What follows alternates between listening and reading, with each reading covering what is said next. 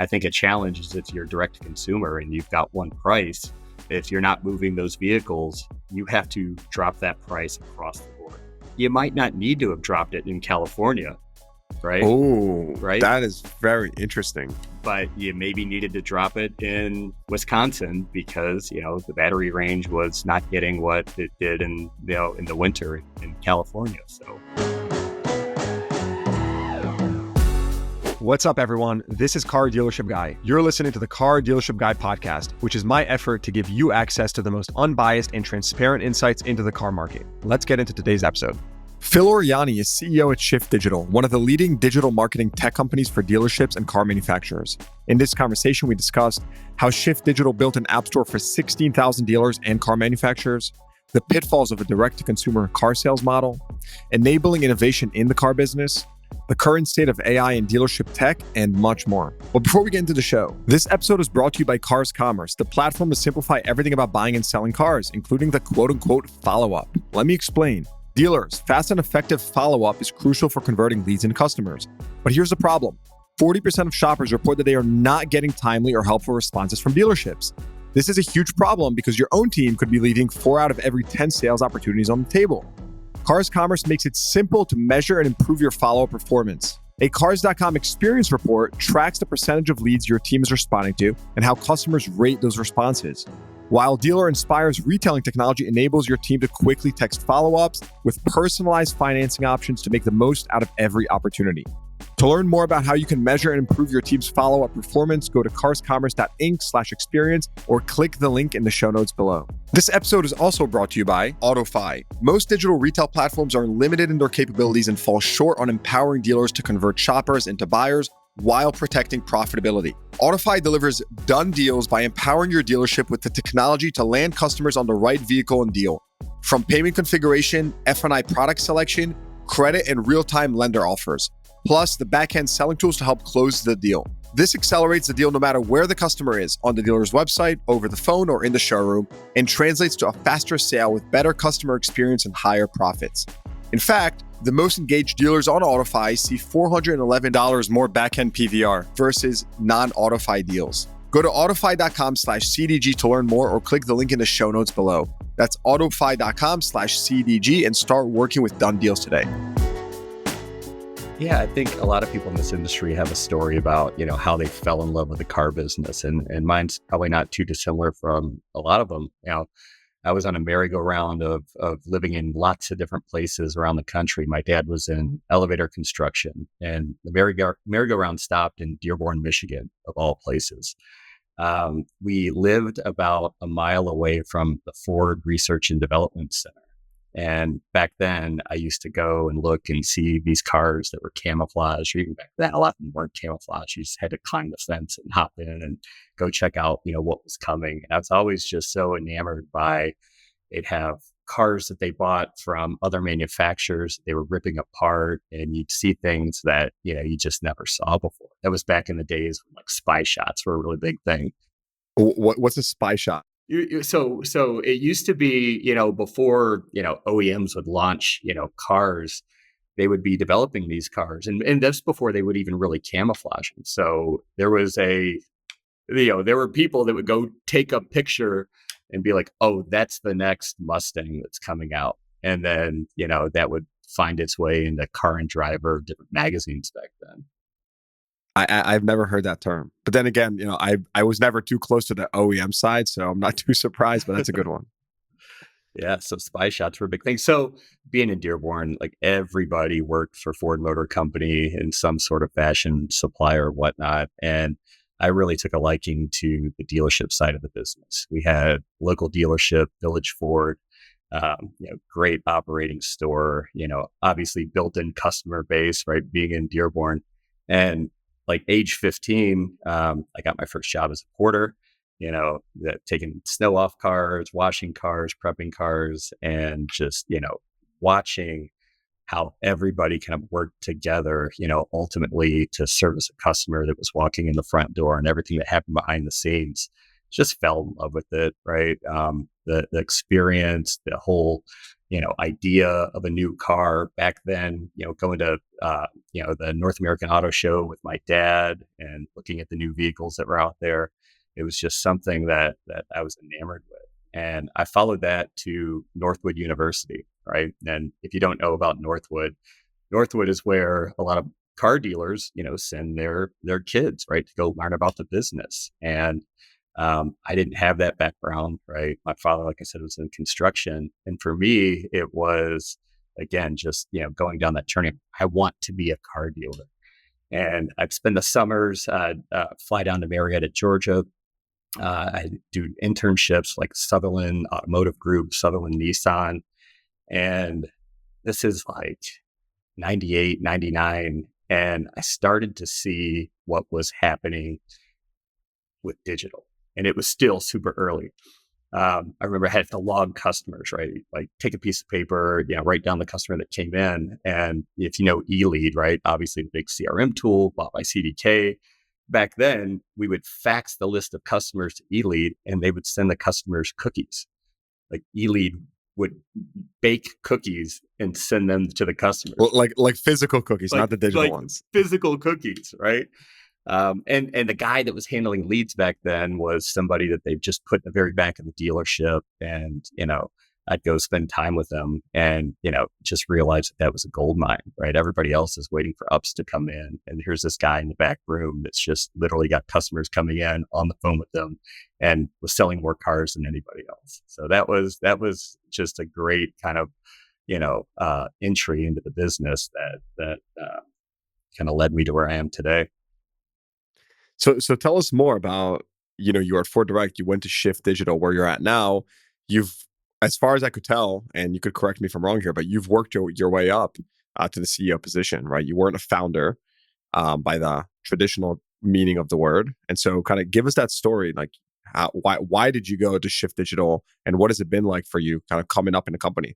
Yeah, the journey for me starts at Ford Direct. I was, one of the first employees at Ford Direct. I was brought in entry level, doing dealer support back then. My initial responsibilities were, trying to sell third party lead programs to dealers. Right. If you go back to the early 2000s, right, dealers didn't really participate heavily in digital. They relied on third parties. Right. Not just the traditional, auto traders of the world, but back then there was greenlight.com and car order, right? A lot of these companies were trying to sell cars directly to consumers, or at least have the perception of that, but you couldn't sell a car directly to consumer. Ultimately, it had to go through, the franchise dealer network. And, you know, what Ford did, which was, going back then, I think extremely innovative at the time, they got with the dealers and the dealers really came to them and said, why are you, Ford, trying to partner with all these different third parties to sell cars? They saw that as a threat. You're taking the dealer, the relationship that the customer has, they think they bought a car from, carorder.com, not Village Ford. And we lose a lot of our, value that we have on building that relationship for service and support. And so, Ford dealers came and said, stop partnering with them, partner with us. And that was the impetus of the creation of Ford Direct, which was a dealer manufacturer partnership. So a lot of what I learned when we kind of had the opportunity to go over to start Shift Digital was, based on if you do what's right by the dealership, in the digital space, it's really going to benefit the manufacturer ultimately. And such a competitive But advantage. explain to us what is Ford Direct for anyone that doesn't understand. Like, what does Ford Direct actually do? Yeah, it's been a while since I've been around Ford Direct. I've been at Shift for 15 years, but Ford Direct was trying to take a very large network of car dealers, right, and have them move in a similar direction. Right, very, very hard to do.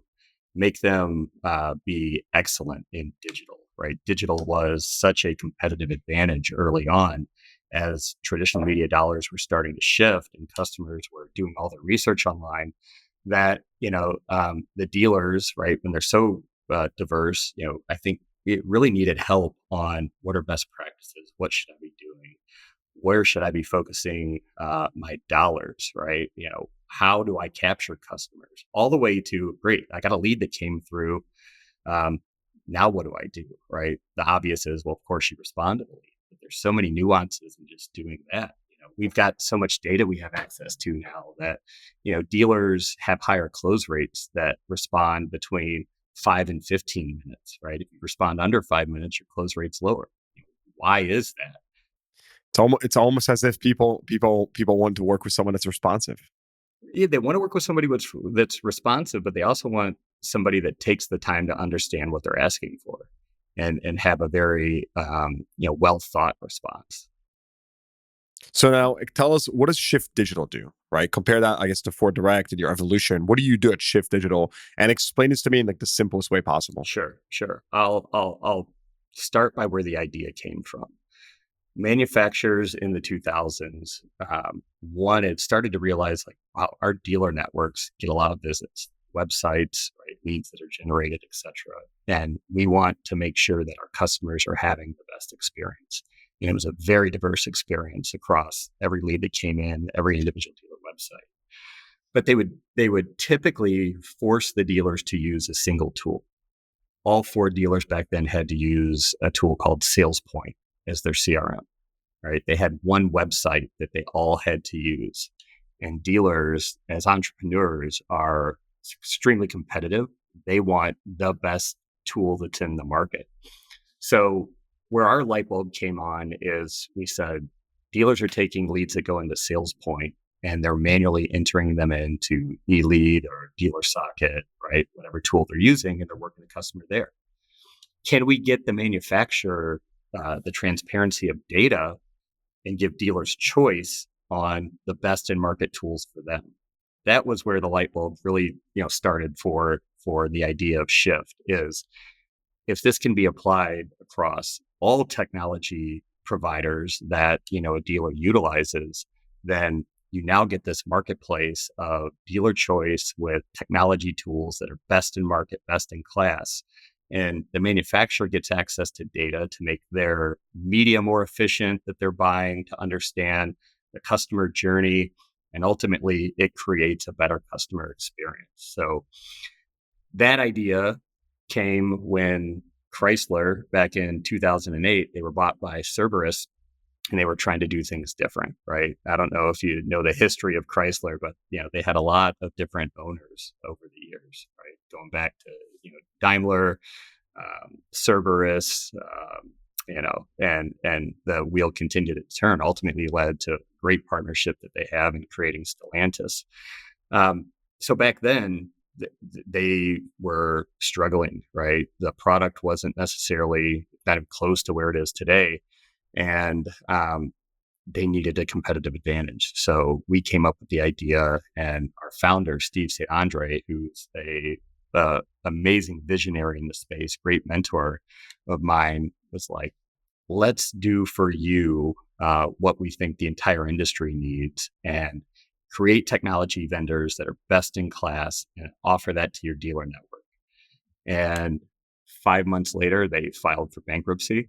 Right. So as we started the company, myself and two other guys came over to join Steve.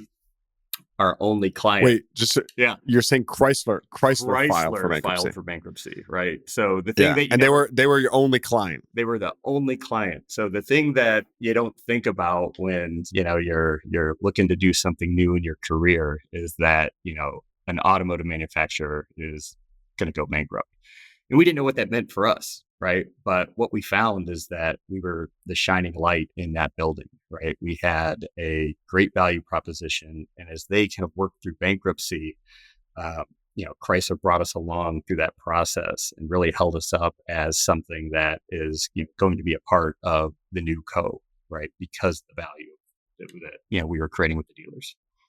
Just to recap that very, very simply. Right. I'm a dealer. I don't know what, website provider, who's going to create my website, who's going to be my CRM, right? And I'm a Ford dealer in this sense, or whatever, a GM dealer. You are the technological expert. That's the middleman, right? Or you're in between the OEM, the car manufacturer, and the dealer.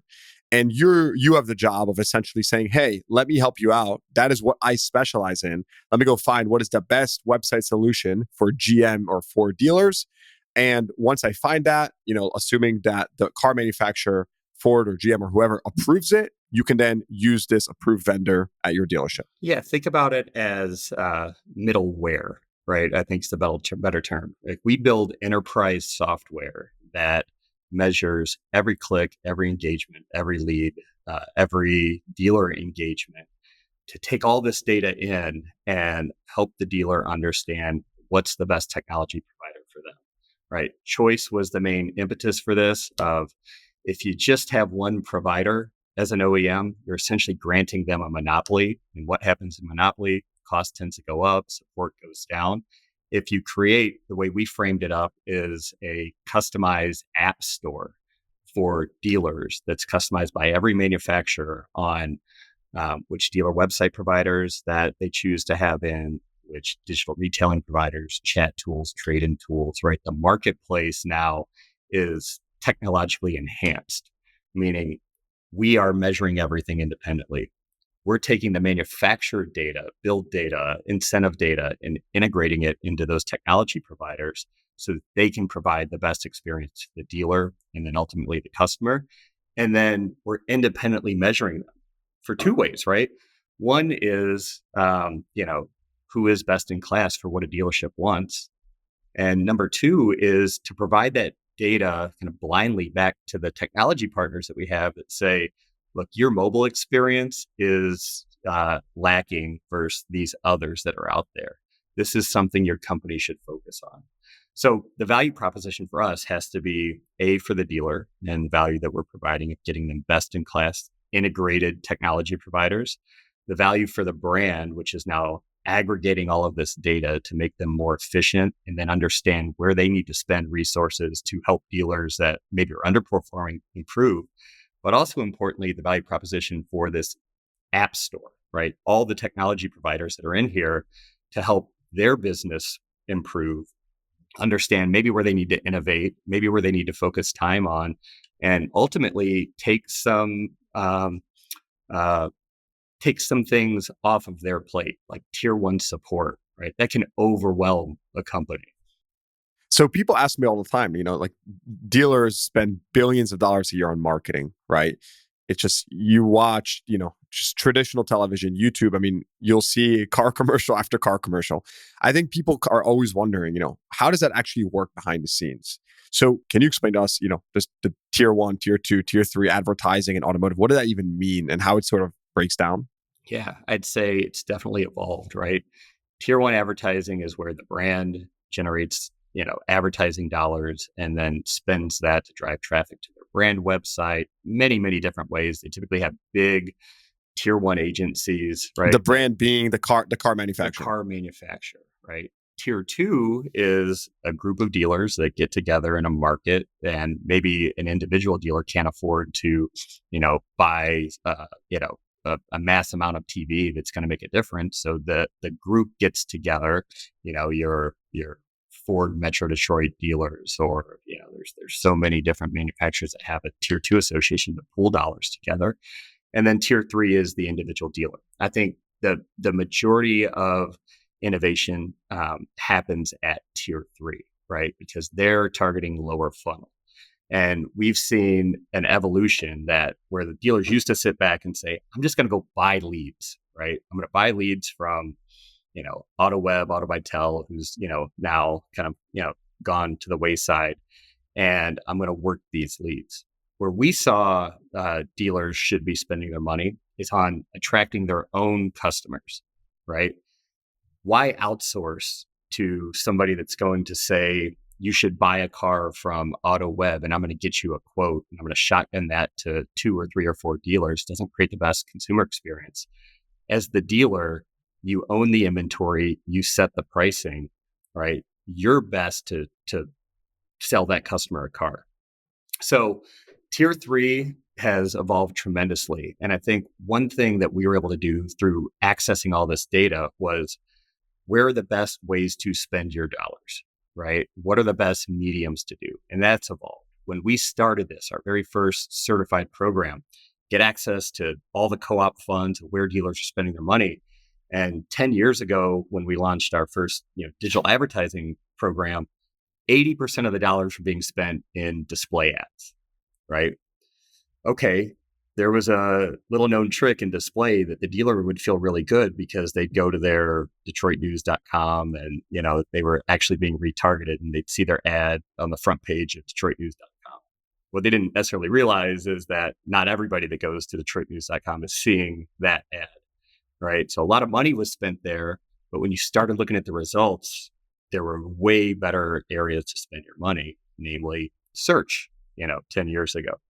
So using all of this collective data to help dealers make better decisions on where to spend that next dollar was something that I think we helped bring to the marketplace to move dealers away from inefficient digital spend, make them less reliant on third-party lead generators, and start to own their own market.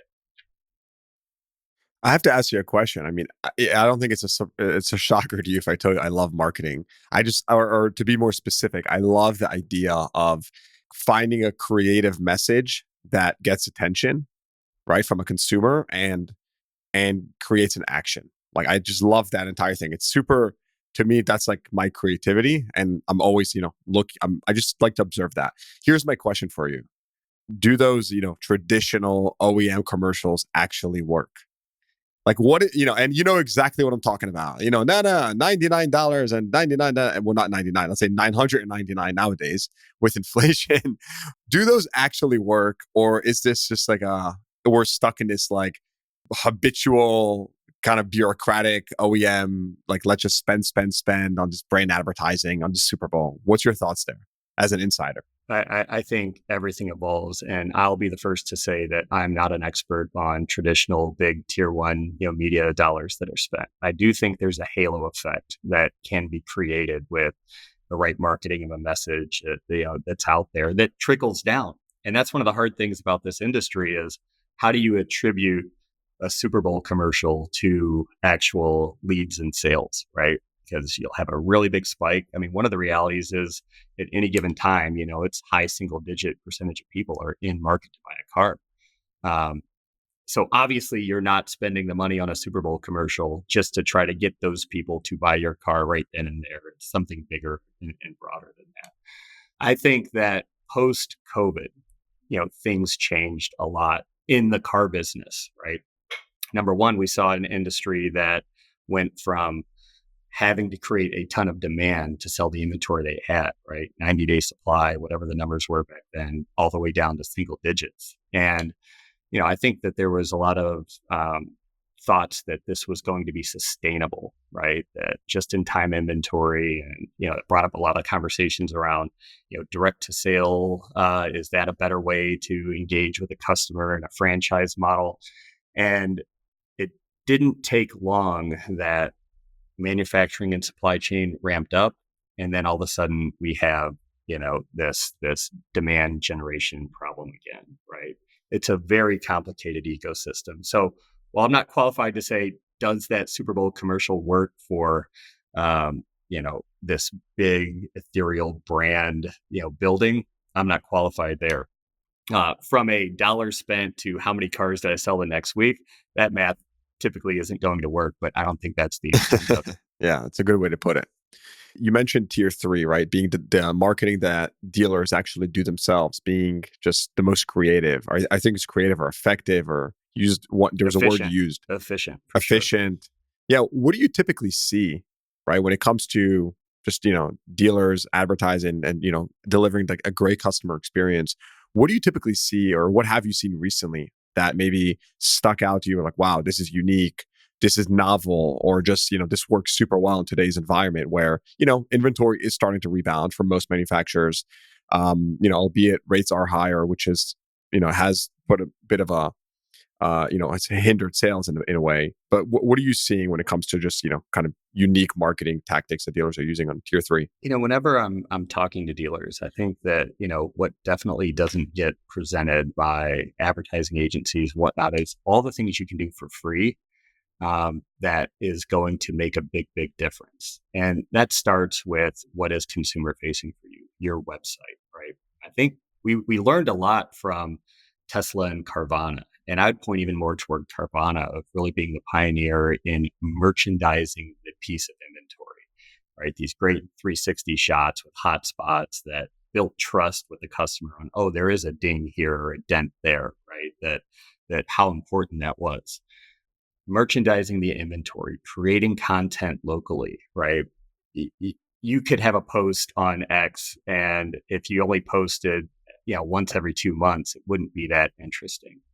Same thing for a dealer website. If you're just leaving it static and you're not writing something about you as a dealership and the difference you make, I mean, dealers are, I think, the most phenomenal entrepreneurs in almost any industry. They're not just franchisees, right? Their lifeblood is this dealership, and they're some of the most creative people in the world. Um, Putting the time and effort into exuding that personal relationship you have with your community, right? Dealers are so active in their community. You need to take credit for that in this consumer experience, right? You're not just selling this commodity of a car, you're selling what you are, in the community. So there's so many free or low cost things that a dealer can do before they even decide to spend about that, spend that first dollar. I think it's important to understand data. I've gone to some different 20 groups, and you kind of see the variety of reports that come in that they go all the way from a spreadsheet to things written down on paper to more advanced and actually having a dashboard. I think understanding the traffic that you're getting, where it's coming from, and ultimately how it's performing. You don't have to measure everything down to a sale. I mean, that's obviously the best if you can do that. But we see, like, you're in the business of selling new CPO and used cars.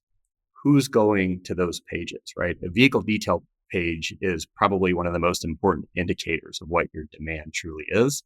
And the variability of how people engage with the VDP is tremendous.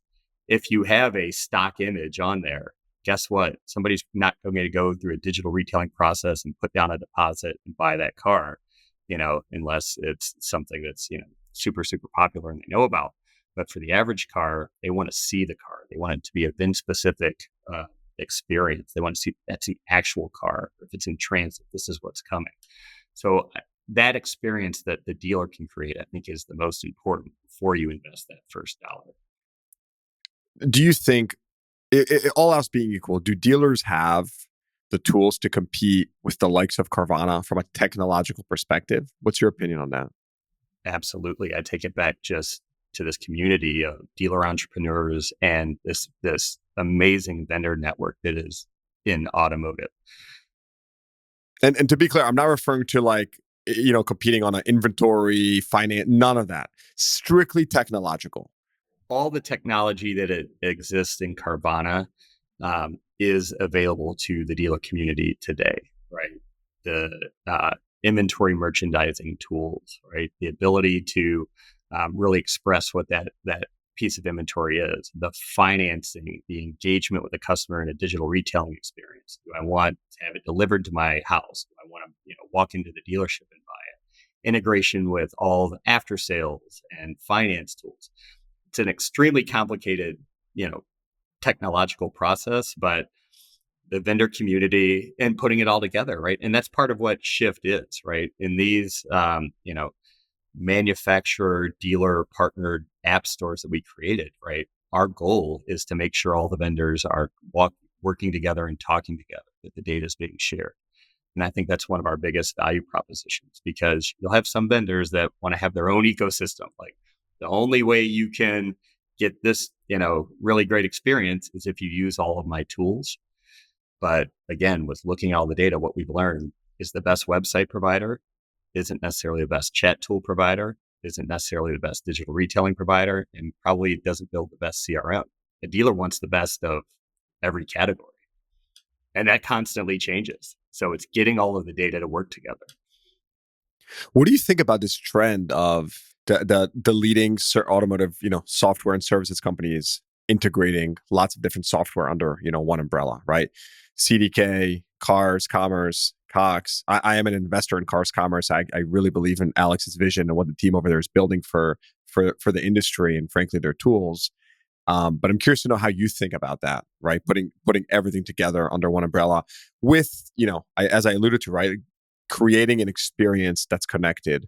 That's ultimately, it's easier for people to buy a car. It's easier for a dealer to sell a car. Yeah, What's your thoughts? there's two ways to do it, right? There is the way of saying that we're going to continue to invest in this umbrella, and we want the value of that suite to be the best for the dealership, right? And two ways to do it.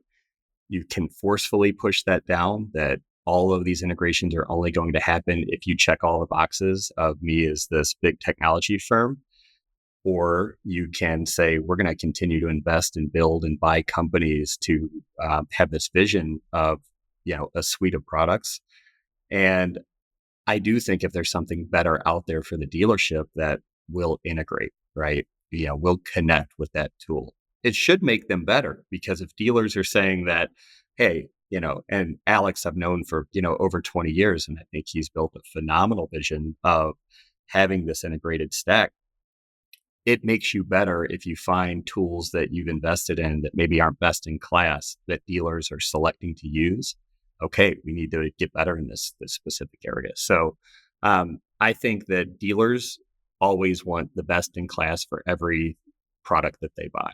And if that connected network can ultimately reach that vision, which a lot of big companies have been working and spent a lot of money for a really long time on this utopian vision. If that can eventually get there, I think it'll be what's best for the dealer. Right now, I think everybody has a lot of work to do. And I think more open source is the best way to create the best products for a dealer. First of all, you're clearly the expert here, to be clear. I think where I agree with you. I think I agree in concept. The one thing where I partially disagree is you look at a company that's kind of put everything together, like Carvana, right? I use that as an example because they do have a great mousetrap.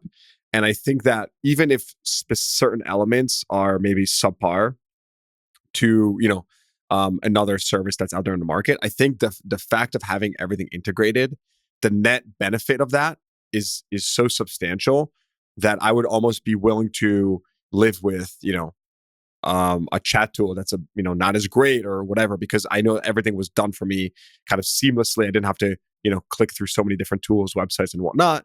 But I totally agree with you. Like, it needs to, and if you don't have such a substantial increase in the customer experience from having everything be together, then the trade-off might not be worth it. Yeah, it's definitely a utopian vision that on paper makes a lot of sense. And even if, Cox and cars.com, can't get to that perfect utopia, I still think what they're building for dealers that see value in it adds a lot of, value on, having everything in a single stack and being integrated.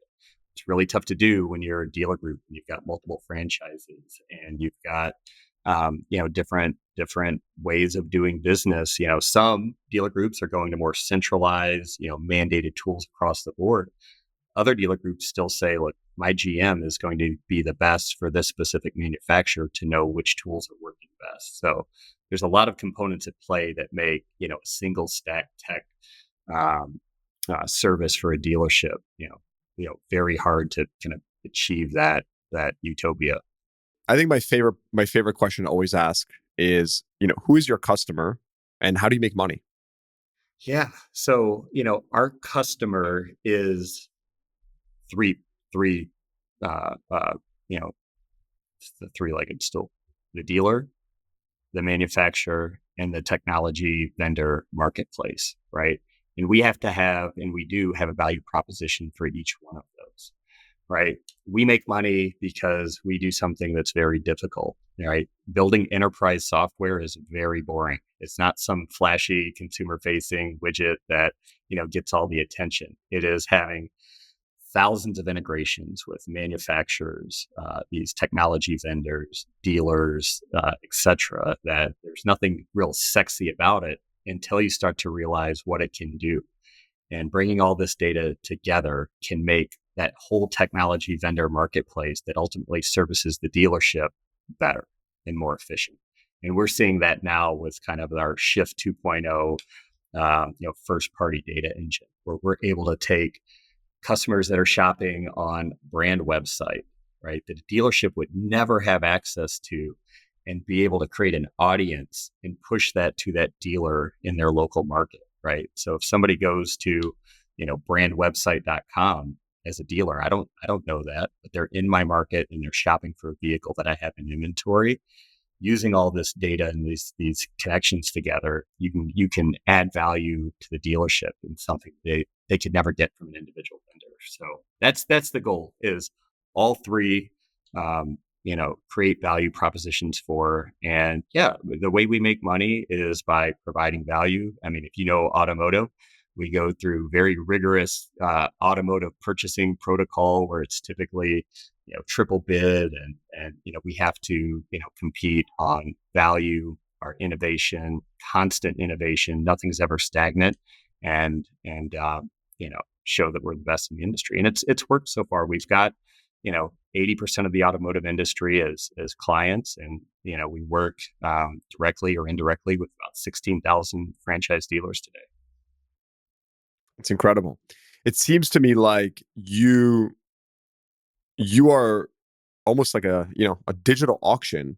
I consider not actually an auction, but it's incredible how you have sort of centralized this this trusted source, able to provide the software to dealers, able to help the OEMs vet, and something that you wouldn't even think exists until you have this conversation. And so on that topic, what does, for people that say like, hey, direct to consumer, right? Like let the OEMs, let the car manufacturers sell vehicles directly. What's your take on that? Like, what is the risk with that kind of model, right? Because even right now, maybe OEMs are not selling vehicles directly, but they are. You're obviously vetting the software for them indirectly. So what does that world look like? What is the risk associated with that type of model? Obviously the big buzzword is customer experience, which is such a broad, term, but something that we think has come out of this perception that Tesla created a better customer experience by, selling directly. And when you pull that apart, is, what was it? Was it the product? Was the experience? If Tesla had a dealer network, would they have been just as successful? And I think that it was the perceived experience, right? When you buy a Tesla today, you don't just click a button and it shows up at your house, right? There are phone calls, there's going to their retail outlet, there's paperwork that you have to sign.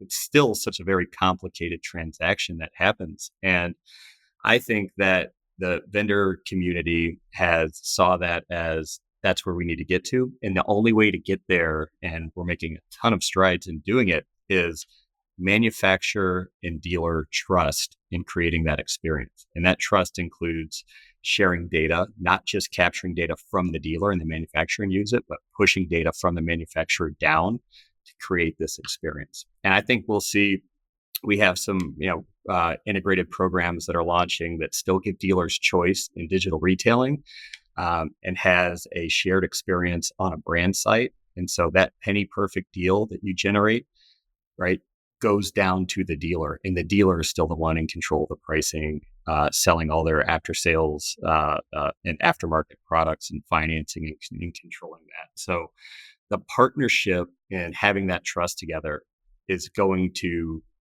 be the competitive advantage that leads to that same experience for the customer as D2C has today. Do you think it's still D2C truly, or is it sort of like that perceived consumer experience? I think it's the perceived consumer experience that the franchise and OEM model can get to that rivals that direct to consumer perceived experience. I think that one of the things that, and we're going to see it, right? And we're seeing it right now, is part of direct to consumer ease with Tesla and Rivian is that there was way more demand than there was supply. And that is starting to show cracks, right? If you're Tesla, What kind of cracks? When you say that, yeah, what kind of cracks? when you don't have a franchise dealer network, right? Franchise dealers and the entrepreneurs know their market better than anybody, and they know how to price a vehicle, how to price a trade-in, and how to incentivize the customer to go through in that transaction. I think a challenge is if you're direct to consumer and you've got one price, right? If you're not moving those vehicles, you have to drop that price across the board. you might not need to have dropped it in California, right? Oh, Right. that is very interesting. But you maybe needed to drop it in, Wisconsin because, the battery range was not getting what it did in the winter in California. So, That is extremely interesting. And you're saying, and my just common sense tells me that you can't, as an OEM, you can't regionally kind of segregate pricing because that's probably goes against like FTC regulations and whatnot. But as a dealer, you could discount the car locally. oh, totally. Right. I mean, again, dealers know that, okay, I need to move this car. It's been on my lot. They are entrepreneurs. They know their market better than everybody. They know that if they get that car out in the marketplace, they've got, a good relationship with the customer, get them back in service. And, they want to continue to get more units in operation in their market to, feed fixed operations and feed the business. So nobody can do that better than the entrepreneur, which is that franchise dealer that's in their market. Have you seen any dealers like harness the power of organic social media very, very well from a business to, to generate business? I think that, probably one of the biggest untapped resources that a dealership has is taking a step back from just advertising and leveraging the personality of the owner operator of that store. There's so many phenomenal operators that are out there. And I think it's similar to you in what you did on X on having something that's relevant to say to your audience. A general manager at a store that knows their local market, they might be better served, all right, having getting active on X, getting active on different social media channels to really talk about what they're doing in their community and how they make a difference, and leveraging testimonials and whatnot from people, right? But that's a big leap for a lot of people.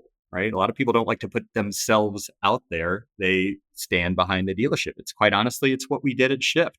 We stood behind, the brands that we were servicing and never really got out and had our own voice out in the marketplace. So I think that there are some very vocal, progressive dealers that have a lot of great things in their community to talk about that if they took that leap, they would see, phenomenal results in how their brand is perceived locally.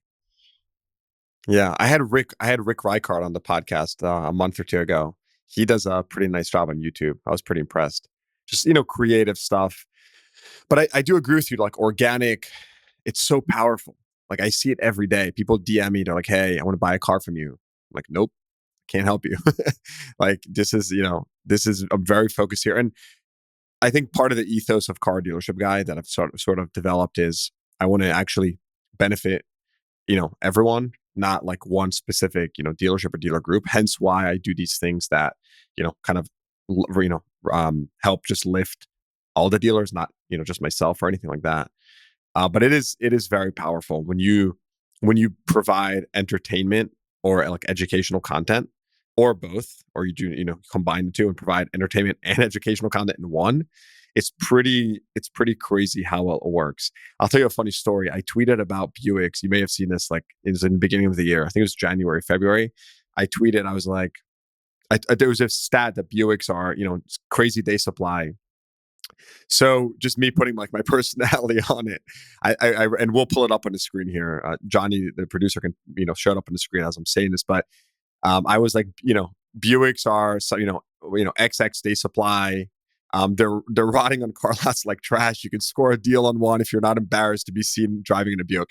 And it was meant to be like a joke, but the thing went viral. I think it did like 3 million impressions, and I had people sending me messages like, "I'm going to buy a Buick. I'm going to buy a Buick," and it was just a combination of delivering a real insight, which is that there was an oversupply of Buicks relative to demand, and adding the entertainment factor, which was, it was pretty like provocative, kind of somewhat sarcastic, but it worked very, very well.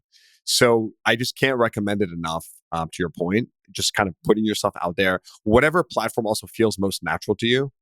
To me, X felt most natural because I like writing and kind of piecing my thoughts together and whatnot. I'm less of a video person, but I do see lots of salespeople and stuff, and other dealers that are more active on TikTok and these other platforms. And so I think to your point, it's just still a great opportunity if you can put yourself out there, not be embarrassed, scared, and see kind of what works with Yeah, the audience. I think, one of the benefits I have in this community that I'm in is, when I want to buy a car, I know so many dealer owners, right, that I can shoot a text to, or, Penske, their And headquarters. they better Right? give you a good deal or the price goes Well, up. the reality is I don't know if I'm getting a good deal or not, but just having that direct link where they're like, "Hey, here's my trade-in." And they're like, "Okay, here's the value for it." Now, I'll be honest, like I did send a car to like two different really close friends of mine, and the value difference was about a $10,000 difference on the trade-in, right?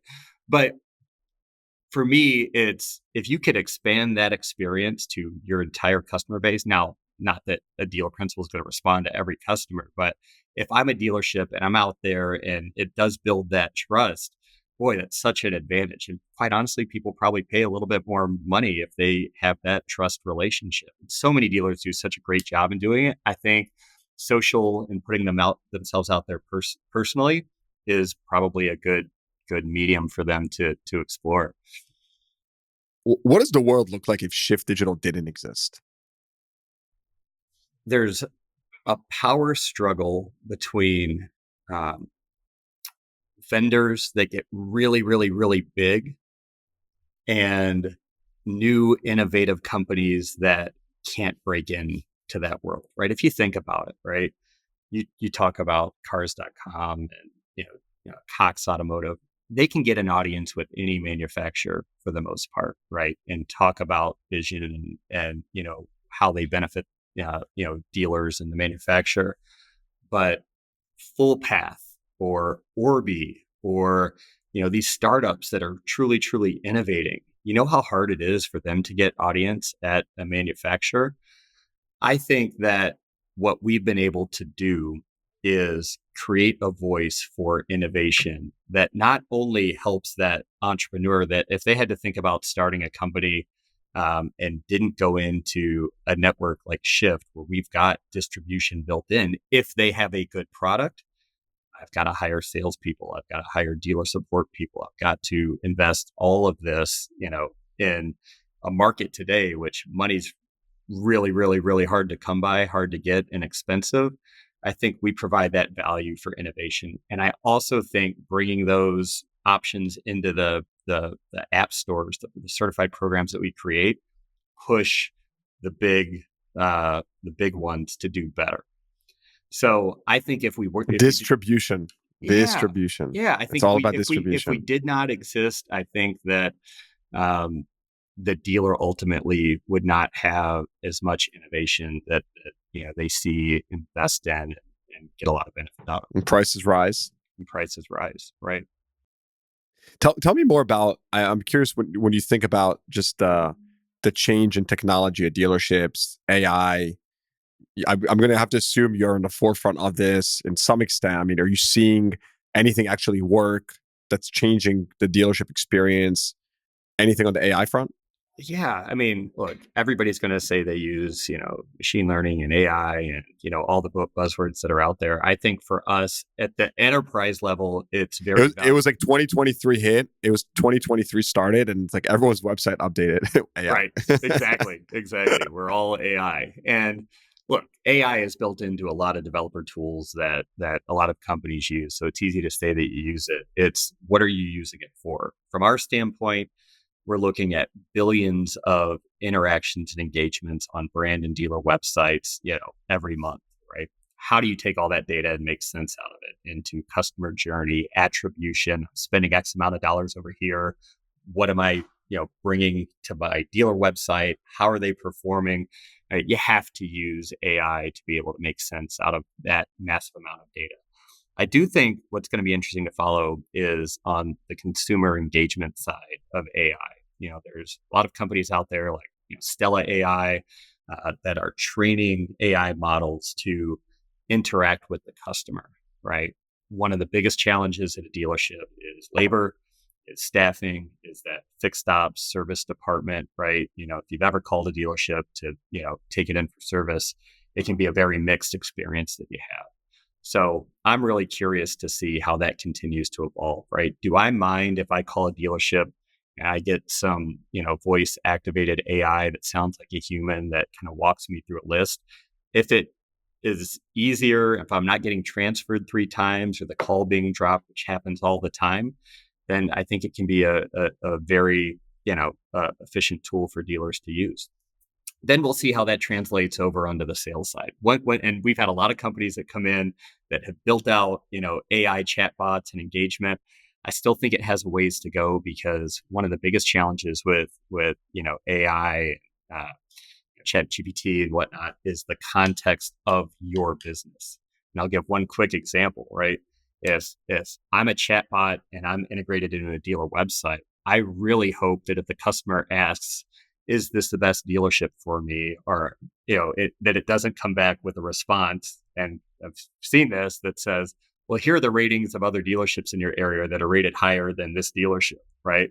Or, somebody goes to a Chevy chatbot and says, is this the right truck for me? Is it the best in what I'm looking to do? Well, the Ford F-150 has higher towing capacity, or this, like, you've got to contextualize it. And Yeah.